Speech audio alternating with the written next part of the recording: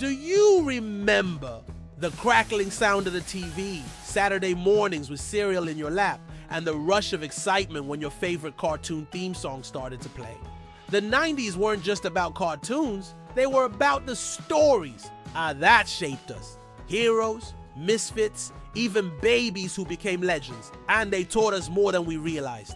Today, we're taking a trip back in time, unlocking that vault of nostalgia. So get ready, because once these names start rolling, you'll be right back in that living room, remembering exactly how it felt to be a kid again.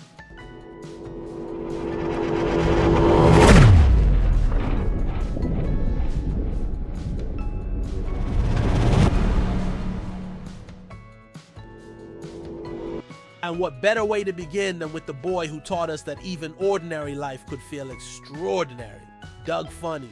Premiering in 1991 on Nickelodeon, Doug wasn't about superheroes saving the world or epic battles against villains. Instead, it was about something far more relatable. The everyday adventures of an ordinary kid trying to figure out who he was. Armed with his journal, Doug led us into his private world of imagination, where he became Quailman, his superhero. Alter ego, complete with a belt on his head and a towel for a cape. Those daydreams weren't just funny. They captured the way every child sees themselves as more than they appear.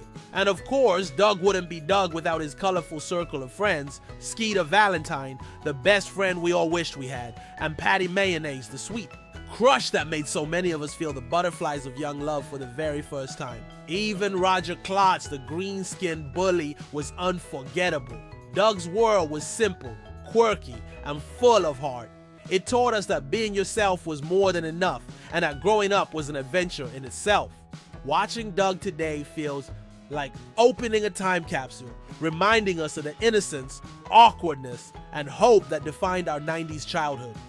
Rugrats, the show that took us into the secret world of babies, where even the smallest moments were full of adventure. Premiering in 1991, it introduced Tommy Pickles, Chucky, Phil, Lil, and of course Angelica. What made Rugrats unforgettable was how it captured the boundless imagination of childhood.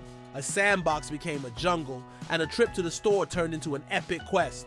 With Tommy leading the way, the babies tackled grown-up problems through their eyes. Chucky's cautious nature, Phil and Lil's wild energy, and Angelica's bossiness created a cast of characters we couldn't help but love, or love to hate. Rugrats wasn't just a cartoon, it was a nostalgic dive into childhood, teaching us that no matter how small we were, our imagination could turn the world into something extraordinary. Hey, are you enjoying this trip down memory lane? Then what are you waiting for? If you haven't subscribed yet, now's your chance. Remember, the 90s nostalgia doesn't stop here. Subscribe now and don't miss out on any of this amazing journey of memories and fun. Because if you grew up in the 90s, you know these memories shouldn't be forgotten. They deserve to be celebrated. And for that, you need to be part of everything we're bringing. Let's relive everything that made that decade unforgettable. Hit that subscribe button and join this journey. Animaniacs wasn't just a cartoon. It was pure chaos wrapped in comedy. Premiering in 1993, it introduced us to Yakko, Wakko, and Dot, the Warner siblings who escaped from the studio water tower to turn the world upside down. With their slapstick humor, clever parodies, and rapid-fire jokes, Animaniacs blended kid-friendly fun with witty references adults secretly loved. The show gave us unforgettable side characters too, like Pinky and the Brain, the mouse duo plotting nightly, World Domination, and Goodfeathers, the pigeon parody of mobsters. Every episode felt unpredictable, like opening a box of candy and never knowing which flavor you'd get. Animaniacs taught us that cartoons didn't have to play by the rules. They could be smart, satirical, and completely absurd all at once. Watching it today still feels fresh, reminding us of a time when Saturday mornings were filled with laughter, music, and the zany antics of the Warners. Hey Arnold was more than just a cartoon about a kid with a football-shaped head. Premiering in 1996, it gave us a window into the unique world of Arnold, a thoughtful, caring kid who lived in a quirky city filled with colorful characters.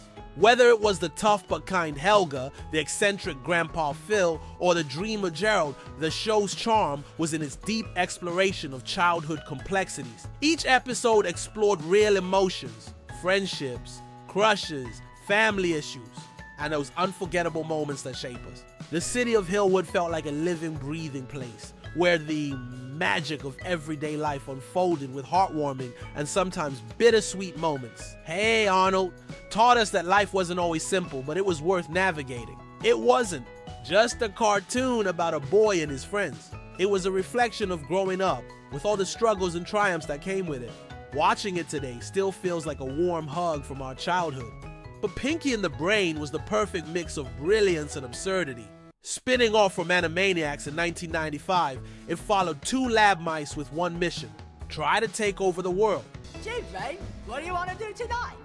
The same thing we do every night, Pinky. Try to take over the world. Brain, the genius with endless schemes, and Pinky, the goofy sidekick with his unforgettable Narf, became one of the most iconic duos of the decade.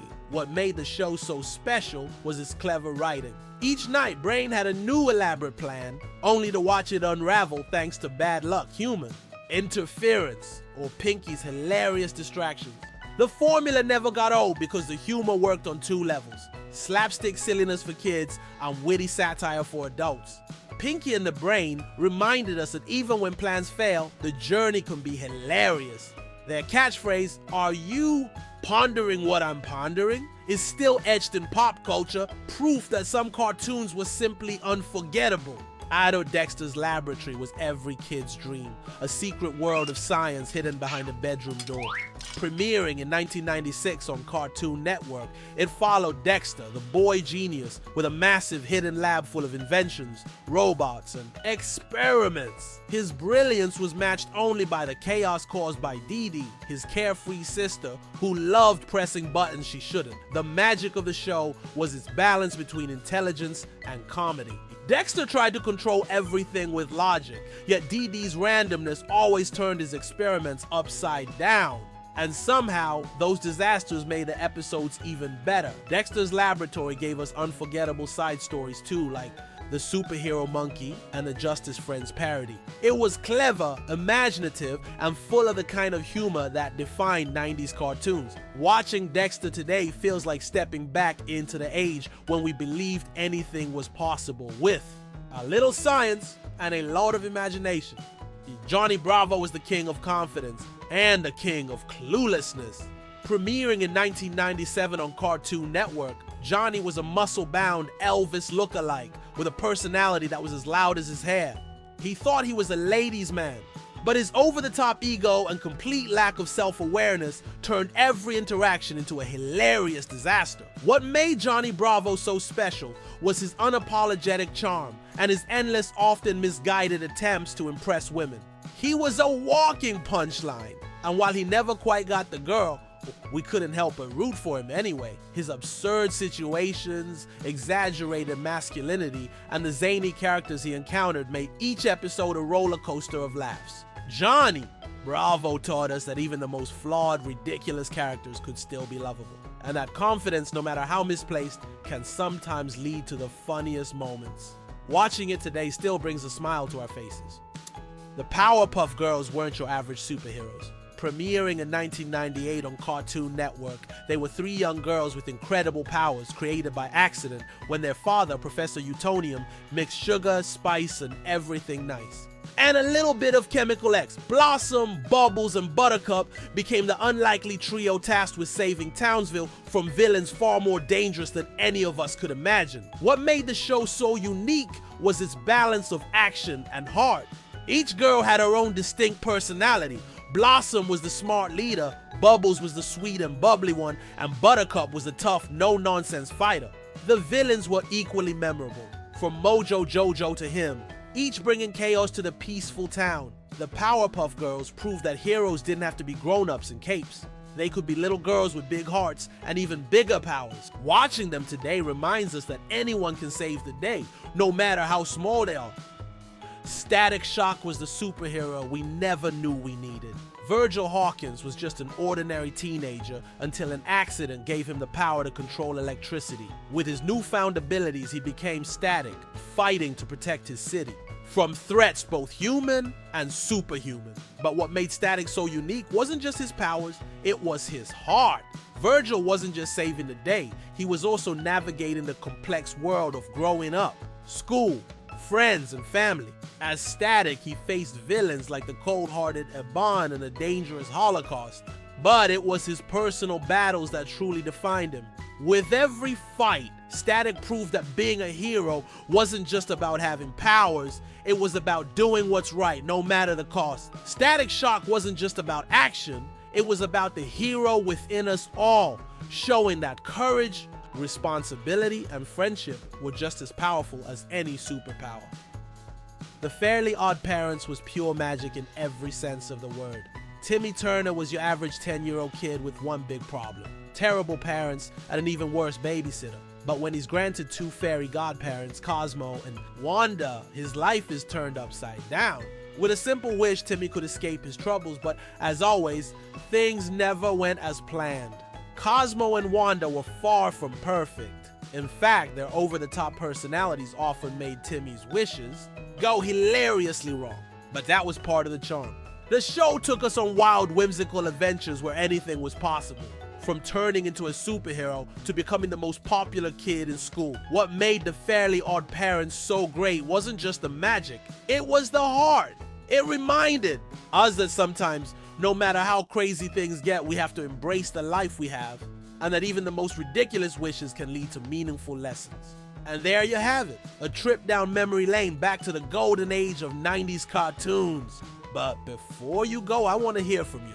Which of these classic shows brought back the best memories? Or maybe there's a favorite you think deserves to be on the list? Drop a comment below and let me know. Let's relive those childhood moments together. If you enjoyed this journey back in time, don't forget to hit that like button and subscribe for more nostalgic trips like this one. And remember, the 90s were the best and we're just getting started. Thanks for watching, and I'll see you in the next one.